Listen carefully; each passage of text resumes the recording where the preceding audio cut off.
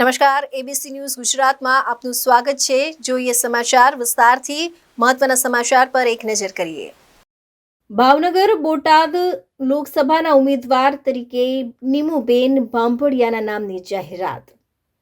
ભારતીય જનતા પાર્ટીની બીજી લોકસભાની યાદી જાહેર કરવામાં આવી। ભાવનગર બોટાદ લોકસભાના ઉમેદવાર તરીકે નીમુબેન બાંભડિયાના નામની જાહેરાત કરવામાં આવી।